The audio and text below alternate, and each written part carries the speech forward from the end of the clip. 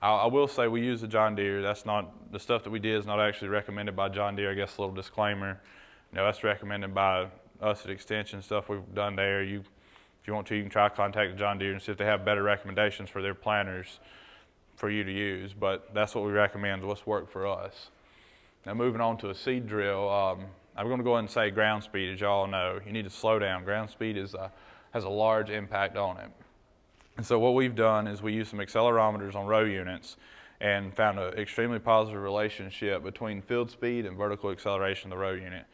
What that means basically, as you speed up, the acceleration of the row unit seeing vertically, up and down, is increasing. So, as I said right there, vertical accelerations can lead to a decrease of seeding depth because of vibrations in the row units. And this data is kind of, well, basically what we did, you can see, is on a couple different planters, a couple different field tests, and they're hard to see, but we mounted an accelerometer on every row unit. It's up and down everywhere. You can see the wire running to it on these. And so we use that to kind of get, some measurements out of it. And we travel from anywhere like 3 miles an hour all the way up to 10 or 12 miles an hour and collected data.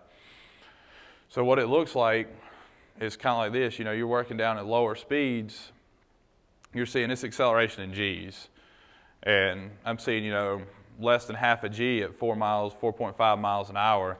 If I get on up at 8.5 miles an hour, I'm seeing almost a full G. And I know, when you're planting wheat or whatever else, you can go a little faster, but you're looking at drilling wheat in the ground a little deeper than you are canola.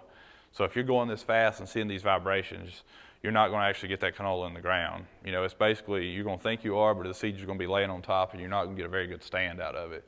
The two lines are two different farms. That's the last name of the farmers or the farms we worked with. And what happened, to show you how big of soil condition matters, is the top line, both of them are no-till situations on a drill.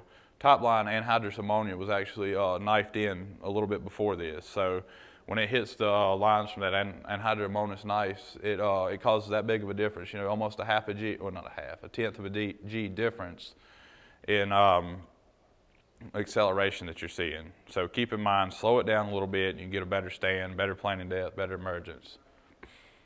All right, we kind of did some trials a few years ago, seed drill versus planter. And overall, the planters emerged faster, had a better percentage of emergence there. Like I said, depending on what you're looking at, you might want to go with a planter. But trouble with a planter is row spacing. Usually you got a row crop planter, you're looking at 30-inch row spacing. And the 30-inch row spacing didn't do as well, over the winter. You kind of lost some during the, due to cold, due to everything else. It didn't get out the way it should. 15-inch row spacing seems to be optimal with it. So you're basically looking at double pass with that row planter in between. Like I said, even more plants per square foot with the 15-inch row spacing we're seeing throughout the winter when stand counts were taken. All right, as y'all know, there's three methods you can do to harvest, and two basically pre-harvest things you can do, and one, direct cut harvest. Anyway, you're going up getting to the combine, but it can be most risky, but you can have really good yield, and I'll get to that in a second. These are short points. It has the shortest harvest window. Basically, you're looking out in your field at what your moisture content, seed color, et cetera, et cetera. You kind of got to hit it dead on. Move on to swathing, basically cutting the plant down. It can even out maturity, dry it down faster. You get it all on the ground at the same time, so it does dry more uniformly. And pushing, you can get a longer seed field than swathing. So seed color change, what I'm going to say, it's basically a way to check your maturity, check the way the plant's drying down. So what you want to do, just like with any crop that you're looking at, you want to sample it across the entire field. You want to sample it daily as harvest time gets closer, because you don't want to miss that window because you just couldn't make it out to the field or whatever. You want to know what's going on based on environmental conditions. You want to inspect the entire seed pod. The top, of course, it sees more sun, sees everything else, is going to turn a little bit faster than the rest. And see, you want to take a total average. Anybody that's ever worked in a field, and I've done plenty of field research, doesn't matter what I've done to any crop, I can go out there and I can try to collect data, and a crop from here to a crop to there, or even from here to a foot over, is going to be a little bit different. So you got to look at kind of a total field average to get a good idea of what you want to, when you want to harvest there. I'll start with pushing. You should start between 40 to 60% seed color change. Push as high on the plant as possible. you want to try to get a curve at least at a 45-degree angle, and it works better on tall and thick canola. And basically what pushing is you know, you're kinking the stalk, and why that works good is when you kink the stalk, you're restricting the nutrient flow to the top of the plant, so that allows it to dry down faster. You know, not as fast as what we were about to get to with swathing, we actually cut the plant, but it still slows it down and gets a more even, faster dry down than just letting it stand in the field. It says swathing, you start about the same time, around 30 to 40% seed moisture content. You know, you're basically just cutting the plant, laying on the ground, leaving it there till you get ready to go back with the combine and harvest it. If you're looking at direct harvest and general combining, you know, if you got a large biomass, you have to slow down basically, and you might not get very good, you know, uniform seed moisture there. What I want to say on combines, a few minor adjustments.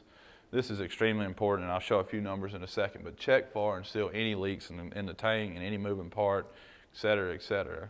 And you probably want to lower the fan speed. We've run some tests around about a 750, somewhere in the range of 740, 760, around in that range on the combine. So why is it important to check for any leaks or anything? Any moving part, processor, the header, anything, grain tank, anything in that combine that conveys the canola, you're going to lose it out of it. We've done multiple field tests, and this paper is published on the ASAE website, and average loss is around 16%. You know, that's pretty significant, I'll say, over combines. You know, it's not such a big deal when you're looking at larger seed size, everything else. You know, you're not going to lose it there. With the canola, the small seed size, they're going to dump out everywhere. And even tests were run, it was done, you know, full combine losses from the back, header losses, and basically from the processor, the center of the combine where everything's going on. And the highest losses were found from the center of the combine. And like I said, they also occurred from overall leakage and the header. But this is things to keep in mind, you know, seal it up best you can. If you don't seal it up, 16% is a good bit of your crop right there. You know, that's if you 100-acre field, that's throwing 16 acres away on just the combine. To look at kind of some of the harvesting methods by date, like I said, direct harvest, as long as you don't have any environmental factors that come into play, you usually do pretty good with it. You know, on the pushing and swathing, basically it's looking at what's happening with the moisture content there. You leave it out there longer, you're going to start, you know, losing. The same way swathing, it's up and down depending on where you do it. You know, if you have hot, dry days, if you end up getting rains, et cetera, et cetera.